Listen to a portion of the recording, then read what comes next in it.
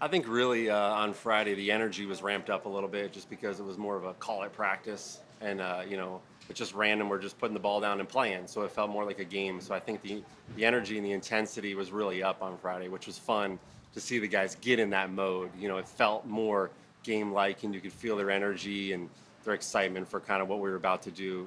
Come out early, and it stayed there all day, so it was really cool. You guys were pumping in. You guys were pumping in a lot of noise, hmm doing a lot of silent count, a little bit of pre-snap stuff. How do you think that works? Where do you think you are when it comes to handling it? Yeah, I think this year he just made an emphasis on doing that more frequently, the crowd noise and making it challenging on the guys. That's one of the hardest things the offense has to do is deal with the noise, deal with the silent snap count, and be on rhythm and be on time. And when you're moving guys around, guards, centers, and receivers and everything, it gets tricky. So I think that's just something we wanted to work on, and it's been good to do, and that's why we're practicing it now earlier to kind of work that stuff out. So when we do it down the road, it's more natural. We don't wait until we have to come into that situation. We're trying to get ahead of it now. You guys have done a lot of red zone over the past few practices. Mhm. How do you think the passing game has been in those red zone drills? It's tricky because when you practice, I don't know what Vic has in, and he doesn't know what I have in. So it's kind of luck of the draw if it matches up or not, because we're not really scheming each other. We're just trying plays, essentially that we know we want to do in the future. And so sometimes it gets a little challenging on the defense or on us. But when you do that, really what you're trying to do is you're trying to put the players in a position where they have to problem solve it, because you never know what you're going to get at times. And so they got to go execute it. And then the other day in the red zone, kind of where we get put on, we're putting emphasis on is more just third down stuff. And so that gets tricky for us too. 3rd and 8 from the 8, 3rd and 9 from the 9. And we don't really know what Vic's going to be in. So it's more about just practicing and hearing the calls and the plays and just trying to problem solve them as we go. Energy on Friday, where because it was competitive, there was a friendly competition. Does that extend to you and Vic? I don't think to me and Vic, no, because we know ultimately we're just trying to get each side of the ball ready to go. There was a couple times where I got excited on some plays. When the guys execute, I think that's more so what it is. You want to see them execute, and when it works like you want it to work and you envision it and you told them this is how it's going to work, I think that's the part that makes it exciting. There was a couple nice drives where we put a string of plays together and we were kind of hitting and going on all cylinders and hit a couple routes. And then we got the play to Will for the touchdown, which was nice to see. It was a play we were kind of setting up, and it appeared just like we wanted. So I think that's the excitement piece. And then you just work off those. It's just the guys get excited, and you get excited as a coach, and just keep going. Go ahead. Just say, like in general, how do you like where the offense is right now? I know we've seen like a lot of pre-snap penalties and stuff like that, but overall, like, do you think things are kind of coming together? Overall, I do, because we're doing a lot. We're putting the guys in a lot of stressful situations. We're challenging them a lot with formations and different things we're doing in concepts. So they've got to handle a lot each day. So, ultimately, the more we practice, the more that stuff will come down. But we've really pushed them to try to challenge their mental game and the physical side and putting it together on the field. And we're moving guys around a lot. So when you do that, that stuff can happen. The more we go, the more it'll come down, as we know. The more, once the whole offense we feel like is in a good spot, it'll shrink. So in practice, that stuff will all kind of calm down as we go. How do you assess the wide receiver competition beyond AJ and Devontae? It's been fun to watch. They're all different. All those guys that are competing for those spots in the back end. We've got some fast guys, we've got some bigger guys. They all bring a different element to the table. And so it's just a matter of getting them in the right position to see them do what they do best. And so each day, there's a different guy that's kind of shown up and made a play and done something. You're like, okay. And I think really what it's going to come down to is the whole body of work. We got a long way to go, and that's, you don't realize that how many weeks we actually have left in these games, and the joint practices will really be critical for those guys, especially to see what they do against other competition. When the first preseason game comes up Thursday, you'll be calling plays, I assume, for the first time. How much are you looking forward to that? It'll be fun.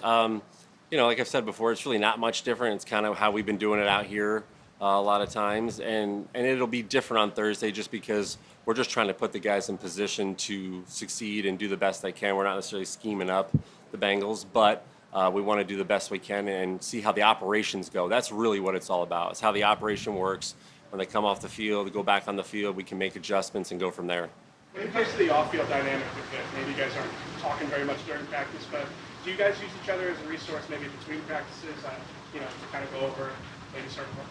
We actually do a lot. We talk a lot. This morning we talked again pretty much every day we talk before practice, after practice. Him and I get together on stuff that maybe he did or we did and say like, hey, what were you trying to do here?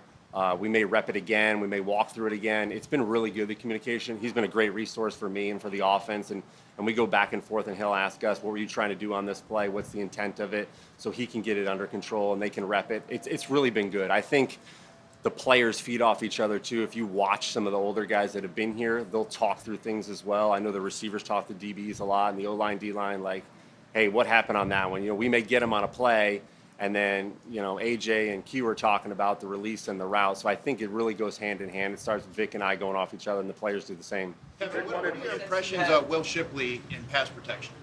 He's done a pretty good job. I mean, he did a good job last year. He's a physical player. He's a really good special teams player. As the year went on, I think his role continues to grow. And the more he's out there, the more you see from him. I think he's a impact player in a lot of different ways. AJ sat out a couple of those team sessions the other day. Was that piggybacking off of Jeffrey? Is that by design, or was it more? Was there something wrong? He got the work in he needed to do, and then from there, that was just on whatever happened within the day. Going back to the dynamic with you and Vic, are there periods at any point where the offense is kind of serving the defense or vice versa? Does that come down the road? Not really. Every once in a while, he may say, hey, can you give me one of these plays in this periods, just so he can look at something, or vice versa. Not a ton. I mean, there's some things that, like I said, I don't necessarily know what he has in. He doesn't know what I have in, but there may be something that, hey, do you have this play? And if you do, could I see that during that period, just so they could get it on tape? Because that's really what it's about, is they need to see certain things, and we do too. And now, as the more we go, the more that'll probably start to happen the closer we get to the season, so they can get ready and we can get ready. You said he Tyler wanted more Steen's base case- looks. You said he wanted more base looks that see Cooper at safety. Was that a conversation you had with you? Not so much with me, no. I mean, I don't really know what he's doing as far as base defensive stuff. But if he asks for it, usually we can kind of coordinate that. In Tyler Steen's case, what sense do you have of his readiness for that job after 7 sessions that you might not have known at the beginning of camp?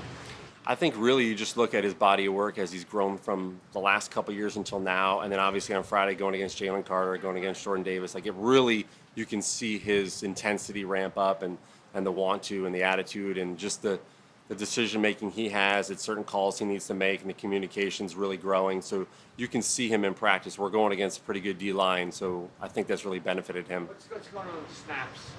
You guys have had some issues in that department. Well, we've tried, a couple different guys in there, just to kind of see what we can do from the backup standpoint. And a lot of it is when you get in the heat of the moment, right, and you're sweating, you're making calls, you're doing things, and you're moving faster than you're used to, that can happen. And that's kind of why we're trying to work through that now, especially with the silent stuff and kind of the shotgun snaps. With Johnny, do you think Tyler, do you think Keegan, Trevor Keegan can do that job? Or? He's done a good job up until this point. The other day was kind of the first day we've had a couple loose ones, and you just got to kind of continue to go and see that whole body of work and what happens. With Johnny Wilson and Nia Smith, what do you want to see from them in year 2? I think really is just kind of continue to grow their whole game, right? Like, they have a certain skill set coming in, and then you just want to continue to grow from there and see what else they can do. Johnny's a very physical player. Ania's had some opportunities at the end of the year last year, but really we just need to see what else they can do besides what they did last year, and see if they can continue to advance their game. Coming into camp,